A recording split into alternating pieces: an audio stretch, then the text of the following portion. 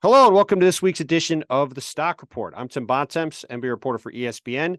Here on Election Day, which for the first time there are no NBA games, which gives us a chance to look at the first 3 weeks of the regular season and kind of take stock of what has happened around the association. And we're going to start with the Utah Jazz and specifically with Lauri Markkanen, one of the most remarkable stories, frankly, in the league this year. Now, look, coming into the season, I made some comments on the Hoop Collective that I didn't think Lauri Markkanen was all that special of a player.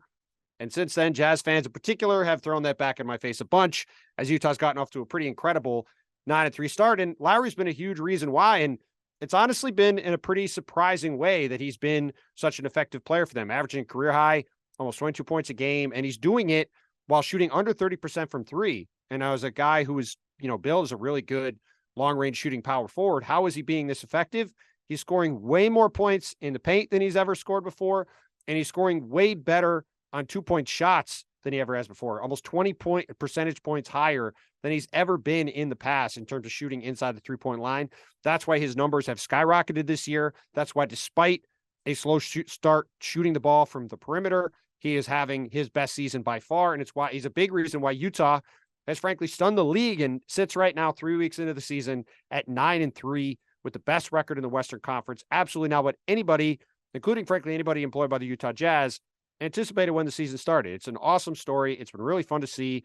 Will Hardy, the coach of the Jazz, has done a remarkable job. He and Joe Mazzulla, tied as the youngest coaches in the league at 34 years old, both doing fantastic jobs on opposite ends of the country. And, like I said, Lauri Markkanen's play has certainly stunned me, and it's stunned most of the league. And it's full credit to him and full credit to the Jazz for finding ways to maximize his talents and turn him into a player that I just did really not think he was capable of being. Now let's go to Donovan Mitchell, another guy who was traded, frankly, or ironically, I should say, as part of that Lauri Markkanen deal to the Utah Jazz, obviously going to the Cleveland Cavaliers in a blockbuster deal on Labor Day weekend. And, Donovan Mitchell has fit in perfectly with the Cleveland Cavaliers, frankly, to a level, again, that I did not think he'd be able to do maybe at any point while he was there, but certainly not in the first 10 games. So Darius Garland missing a bunch of time. I know the Cavs blew a late lead and lost to the Clippers on Monday night, but still, this is a team that's sitting in second place in the Eastern Conference, one game behind the Cleveland Cavaliers, and looks every bit the contender to be a home court advantage team in the playoffs, and one that right now is probably the favorite to finish third in the East. And Donovan Mitchell, in particular because of his play at the defensive end of the court, is a big reason why. Now, look, I know people are focused on the offensive production that Donovan's put up, and he has been fantastic so far, especially in those games Darius Garland missed after getting scratched in the eye in the season opener in Toronto, or on the eyelid, I should say. But Mitchell's defensive effort has been really good. When they played the Celtics last week and, one of the classic games of the season, their second overtime game against Boston, he made a couple really big defensive plays in that game, really competed at that end of the court. And he's got the ability to be a factor at that end. And they're going to need him to be, because if he and Darius Garland are not good defensively, that's going to really limit what the Cavaliers can do in the playoffs. And Darius Garland does not have the physical capabilities that Donovan Mitchell does to hold up as a defensive player. So there's still some issues to sort out in Cleveland. They need to get a little better, I think, at the 3 spot going forward. They need to find more of a 3-and-D piece, I think, next to Mitchell and Garland and alongside Evan Mobley and Jarrett Allen. But those 4 guys, Mobley, Allen, Mitchell, Garland, have been fantastic. And Donovan Mitchell has been everything that the Cavs could have hoped for and then some. And what's been a really, really fun story, maybe my favorite team to watch just in terms of how they play early on in the season. Excited to see where things go from there. And finally, we're going to talk about Shai Gilgeous-Alexander, to me, the most underrated player in the NBA today. Now, people I know don't pay a ton of attention to the Oklahoma City Thunder, but they're about 3 points per 100 possessions better when Shai Gilgeous-Alexander is on the court. When he's on the bench, that number drops to around 10 points per 100 possessions worse than their opponents. 13-point swing. And that's because of just how good Shai is, averaging over 30 points a game to start the year. He is, like I said, if he was playing on a team that had a better chance of being competitive right now today, I think you'd look at him as an all-NBA caliber guard, right up there with guys like Ja Morant and Trae Young and some of the other elite guards in the NBA. But because he's been on a Thunder team that's struggling, because Shai has frankly missed a bunch of time with injuries the last couple of years, he isn't seen, I think, nationally in quite the same light as those players. And it's why, if I'm a Thunder fan, look, obviously this year is probably going to be another long one with Chet Holmgren out for the year. But if Holmgren comes back next year healthy, they add another piece in free agency, or in the draft, I should say, getting another high pick in this year's draft to go with Shai Gilgeous-Alexander, to go with Josh Giddey, to go with some of the other Lou Dort, the other young pieces they've got.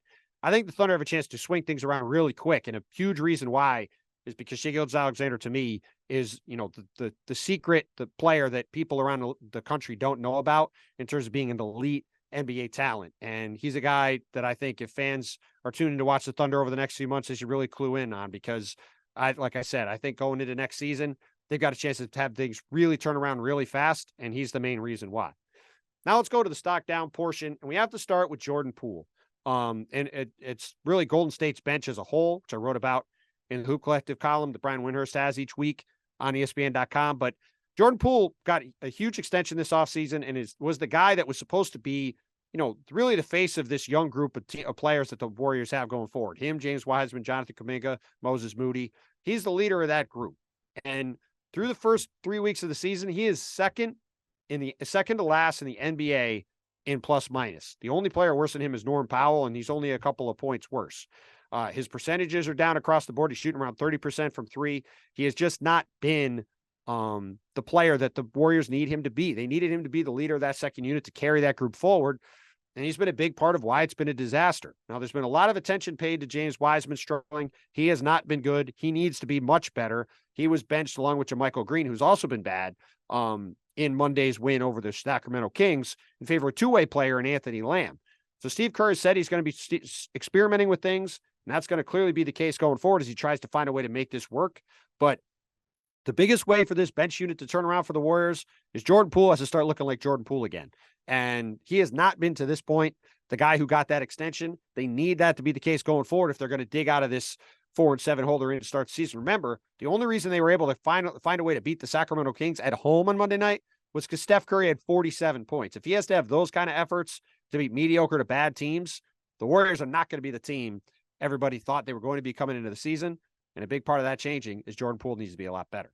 Now, another guy who has struggled to start the year and is an interesting young player is Patrick Williams, Bulls starting power forward. The Bulls are about 7 points per 100 possessions worse when he's on the court, and they're about the opposite when he's on the bench. He's been outplayed this year by Javonte Green, his backup at that spot. And, look, I think the Bulls should consider starting Javonte Green going forward.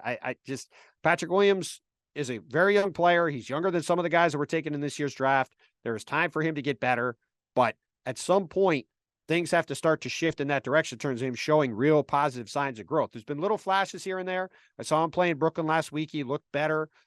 He's had various moments where you could say, hey, here's a moment here, here's a moment there where it looks like he's taken some steps, but it has not been the leap forward that they really needed from him this year. You look at the Bulls roster, Patrick Williams is the one, high value top 5 draft pick you look at and say, all right, if this guy takes a big leap, all of a sudden there's some upside to a Bulls team with some veteran players that they're anchored around with Zach LaVine, DeMar DeRozan, Nick Vucevic.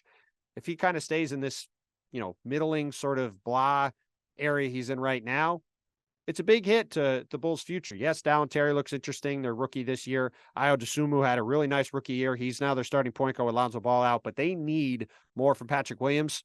So far, they just haven't gotten it. And finally, we have to talk about the Minnesota Timberwolves, a team I was very high about coming into the regular season, and everything is bad around the Timberwolves right now. The vibes are not good. Rudy Gobert is out with COVID.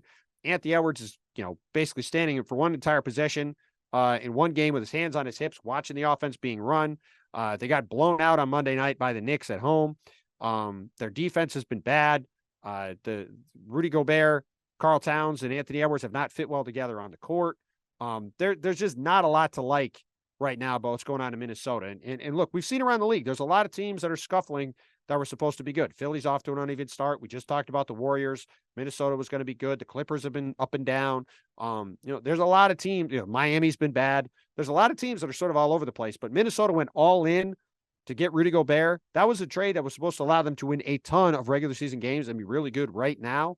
And if that doesn't start to change, if they don't start to win games soon, a win now trade looking bad right away. We saw what happened with the Lakers last year. I'm not saying this is going to be the Lakers. They're young stars. Obviously Karl Towns and Anthony Edwards have a lot more road to run than LeBron James and Anthony Davis did at their points in their career. But this team was supposed to be really good right away. They're pretty middling to not very good now, and they've had a very, very easy schedule in terms of opponents to start the year, at least projected opponents and what they were supposed to be. So things aren't going to get any easier from here. And the Timberwolves are running out of time, even though it's early, to get things figured out in what's a tough Western Conference. So we'll see what happens there. We'll see what happens around the rest of the league, but certainly been an interesting opening 3 weeks of the season, as always in the NBA. Ton of overtime games, ton of exciting games, a lot of chaos in the standings. As you know, we've got Utah at the top of the standings and teams like the Clippers and Lakers and Nets down at the bottom. But everything you could have hoped for from a basketball standpoint. Look forward to seeing where it goes from here. So thank you, as always, for watching, and we'll talk to you guys again next week. Thanks for watching ESPN on YouTube. For live streaming sports and premium content, subscribe to ESPN+.